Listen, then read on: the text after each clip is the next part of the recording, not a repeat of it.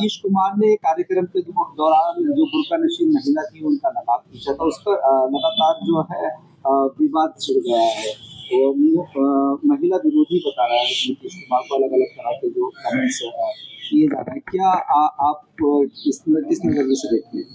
देखिए, बिल्कुल अनुचित है किसी भी महिला का, चाहे वो घूंघट हो, हिजाब हो, पर्दा हो, सर पे उसने चुन्नी ओढ़ी हुई हो, वो किसी को भी हटाने का कोई मतलब ही नहीं है। इस हाथ से किसी की का हिजाब खींचना या दुपट्टा उतारना, ये तो बिल्कुल अभद्रता है। और इतने मतलब जो कई बार मुख्यमंत्री रह चुके हैं और इतने महत्वपूर्ण पद पे हैं, और ऐसे व्यक्ति को तो बिल्कुल भी शोभा नहीं देता। ये भी बात सामने आ रही है कि महिला जो है उन्होंने रिजाइन कर दिया है नौकरी से। हाँ, नहीं, ये उन्होंने अपने स्वाभिमान के लिए, और उन्हें इंसल्ट फील हुआ, और जो कि एक योग्य थी किसी जॉब को पाने के लिए, उसने उसको जॉब को छोड़ते हुए भी क्योंकि उसको अपमान महसूस हुआ। और जाहिर सी बात है, तो ये मतलब बड़ी अजीब सी बात है कि अभी तक उस पर कोई कमेंट भी नहीं आ रहा। चलो, कई बार कोई चीज़ गलती से हो भी जाती है तो उस पर फिर कोई वक्तव्य आना चाहिए। बल्कि जो बिहार के जो वरिष्ठ नेता हैं उनकी तरफ से स्टेटमेंट आया है कि कोई फर्क नहीं पड़ता नौकरी छोड़िए। तो ये तो फिर इतने जिसका मेंटल स्टेटस ये हो, अब उसके बारे में तो कुछ कहना ही फिजूल है। भाई, जिस इंसान का दिमागी हालात ये हों कि कोई फर्क नहीं पड़ता, एक काबिल बच्ची, हमारे देश की बच्ची है वो, एक काबिल बच्ची, उसको अपनी जो जिसके योग्य थी, जिस जॉब के लायक थी, वो जॉब उसे नहीं वो स्वीकार कर रही, इतना इंसल्ट उसने, बेइज्जती महसूस की है। और आप कह रहे हैं कि कोई फर्क नहीं पड़ता, आप कह रहे हैं कि कोई कुछ भी छुआ जा सकता है। तो ये क्या वो हिंदुस्तानी परंपरा है? किसी भी जाति धर्म का व्यक्ति हो, लेकिन ये तो कहीं भी शोभा, हमारे हिंदुस्तान में तो ऐसा नहीं होता है।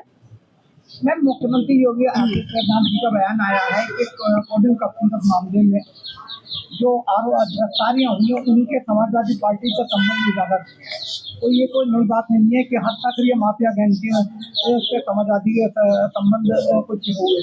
क्या कहेंगे इसको लेकर? देखिए, 11-12वां साल तो केंद्र में चल रहा है सरकार को, और 9वां साल शायद 9 पूरे ही हो गए यहाँ उत्तर प्रदेश में चल रहा है। और जिस दिन से ये कफ सिरप कांड हुआ है और बच्चों की जानें गई हैं, निर्दोष बच्चों की जानें गई हैं, उस दिन से ही समाजवादी पार्टी निरंतर उन कफ सिरप बनाने वाले माफियाओं के खिलाफ कार्रवाई की मांग कर रही है। तो ये तो इस बात से ही जाहिर हो रहा है कि भाई वो समाजवादी, अब इतने साल पहले, मतलब 9 साल से कोई समाजवादी का लेना देना नहीं, और फिर मांग क्यों करते उन पे कार्रवाई की अगर वो समाजवादी के लोग होते।